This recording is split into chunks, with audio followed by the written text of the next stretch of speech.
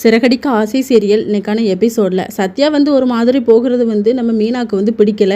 எதையும் யோசிச்சுட்டு இருக்காத, நம்ம சத்யா என்றைக்குமே நம்மக்கிட்ட தான் இருப்பான் அப்படின்னு சொல்லிட்டு முத்து ஆறுதலாக பேசுகிறாரு.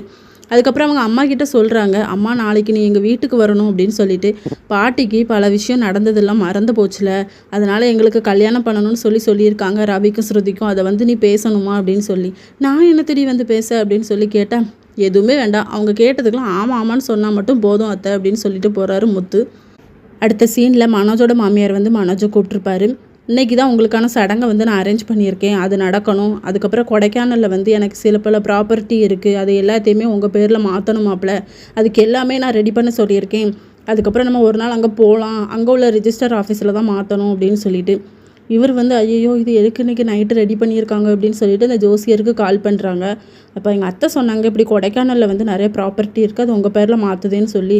நீங்கள் கூடிய சீக்கிரம் கோடீஸ்வரன் ஆயிடுவேன்னு சொன்னேன், நீங்கள் நம்பிட்டீங்களா?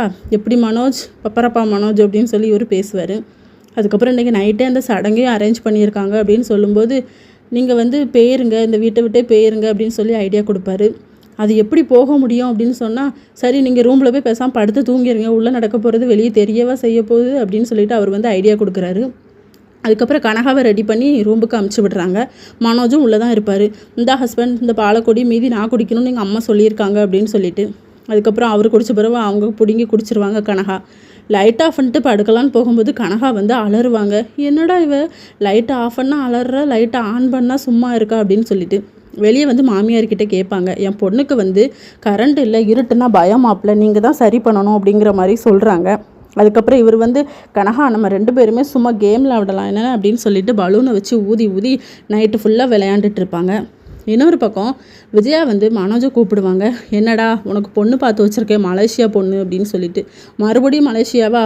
ஆல்ரெடி மலேசியா பொண்ணை நம்ம ஏமாத்துன்னு இருக்கிறோம், இதுவா உண்மையாக இருக்குமா அப்படின்னு சொன்னால் எல்லாருமே அந்த பார்லர்காரி மாதிரி இருக்க மாட்டாங்க. என் பையனுக்கு பணக்கார பொண்ணை தான் பார்த்து கல்யாணம் பண்ணி வைப்பேன் அப்படிங்கிற மாதிரி சொல்லிக்கிட்டு இருப்பாங்க விஜயா. அப்போ ரவி சொல்லுவாங்க, என்னம்மா ஒரு நல்ல பொண்ணை பார்த்து கல்யாணம் பண்ணி வைக்கணும், எப்பவும் பணம் தான் போகணுமா அப்படின்னு சொல்லும்போது ஸ்ருதி சொல்லுவாங்க, பணக்கார பொண்ணு தானே மனோஜுக்கு நல்லாயிருக்கும், அப்போ தானே தான் பையன் பணக்காரன் ஆகுவான்னு ஆன்ட்டிக்கு இருக்குது, நல்ல பொண்ணை கல்யாணம் பண்ணி வச்சா நம்ம பையன் நல்லா வாழ்வான்னு ஆன்ட்டி என்றைக்கு நினச்சாங்க அப்படின்னு சொல்லி இதோட நெக்கான எபிசோட் முடியுது.